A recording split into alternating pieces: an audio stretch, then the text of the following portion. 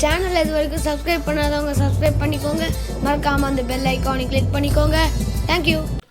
Hello friends, welcome to Duckins family channel. நம்ம இன்றைக்கி என்ன பார்க்க போகிறோன்னா பட்டாணி மொச்சை அவரை விதை வச்சு இன்றைக்கி ஒரு வடை பார்க்க போகிறோம். 10 நிமிஷத்தில் அதை ரெடி பண்ணிடலாம். அதுக்கு தேவையான பொருட்கள் என்னன்னு பார்க்கலாம். பச்சை பட்டாணி 1 கப் எடுத்திருக்கேன். பச்சை மொச்சை 1 கப் எடுத்திருக்கேன். இது வந்து அவரை விதை. அவரை விதை கிடைக்கலன்னா மொச்சையும் பட்டாணியும் வச்சு கூட ட்ரை பண்ணலாம். நான் எல்லாமே ஈக்குவலாக எடுத்துருக்கிறேன். இப்போ இது 3ஐயும் மிக்ஸி ஜாரில் சேர்த்துக்கலாம். தண்ணி ஊற்றாமல் அரைச்சிக்கணும். 2 பச்சை மிளகாய் சேர்த்துக்கலாம். சின்ன துண்டு இஞ்சி வந்து சின்னதாக கட் பண்ணி வச்சுருக்கேன், சேர்த்துக்கலாம். 6 பல் பூண்டு சேர்த்துக்கலாம். இப்போ இது எல்லாமே சேர்த்து நல்லா கொரன்னு அரைச்சிக்கலாம், தண்ணி ஊற்றாமல். இப்போ இதெல்லாம் அரைச்சாச்சு. வேறு மிக்சிங் பவுலுக்கு மாற்றிக்கலாம். அரிசி மாவு 2 ஸ்பூன் சேர்த்துக்கலாம். கடலை மாவு 4 ஸ்பூன் சேர்த்துக்கலாம். 1 ஸ்பூன் ஜீரகம் சேர்த்துக்கலாம். மிளகு ஜீரகத்தூள் 1 ஸ்பூன் சேர்த்துக்கலாம். சோம்புத்தூள் 1 ஸ்பூன் சேர்த்துக்கலாம். சோம்புத்தூள் இல்லைன்னா சோம்பு 1 ஸ்பூன் சேர்த்துக்கலாம். மஞ்சள் தூள் 1 ஸ்பூன் சேர்த்துக்கலாம். 1/2 டீஸ்பூன் வத்தல் தூள் சேர்த்துக்கலாம். பச்சை மிளகாவும் ஆல்ரெடி சேர்த்துருக்கனால நான் ஒரு 1/2 டீஸ்பூன் சேர்த்துருக்கேன். உங்களுக்கு காரம் இன்னும் ஜாஸ்தியாக வேணும்னா நீங்கள் எக்ஸ்ட்ராவாக இன்னும் வத்தல் தூள் சேர்த்துக்கலாம்.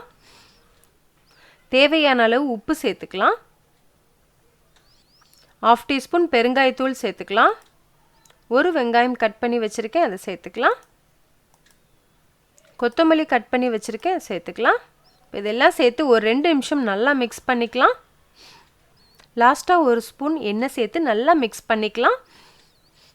ஒரு 5 மினிட்ஸ் நல்லா ஊறட்டும். 5 மினிட்ஸ் கழித்து பார்ப்போம். இப்போ பார்க்குறது ஒரு 5 மினிட்ஸ் கழித்து பார்க்குறோம். நான் சின்ன சின்ன பால்ஸாகவும் போட்டுக்கிறேன், வடை மாதிரி தட்டியும் போட்டுக்கலாம். ரெண்டுமே நல்லாயிருக்கும். பால்ஸ் வந்து பார்க்குறதுக்கு ரொம்ப அழகாக இருக்கும். ஃபஸ்ட்டு வந்து ஒரு பிளேட்டில் எல்லாமே ரெடி பண்ணி வச்சுக்கலாம். ரெடி பண்ணி வச்சிட்டோம்னா ரொம்ப ஈஸியாக இருக்கும் போடுறதுக்கு. இப்போ எண்ணெய் காய வச்சுட்டேன். எண்ணெய் காஞ்சோடனே மீடியம் ஃப்ளேமில் வச்சுக்கலாம்.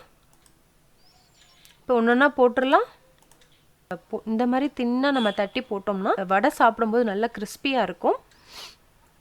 நல்லா இந்த அளவுக்கு கலர் சேஞ்ச் ஆனோன்னே எடுத்துடலாம். எல்லாமே பொரிச்சு எடுத்துட்டேன். பார்க்கவே எவ்வளோ அழகாக இருக்குது பாருங்கள். சின்ன பால்ஸாகவும் போட்டிருக்கிறது ரொம்ப நல்லாயிருக்கும். இந்த வடை மாதிரி இருக்கிறது நல்லா தின்னாக போட்டிருக்கிறதுனால நல்லா கிறிஸ்பியாக இருக்கும்.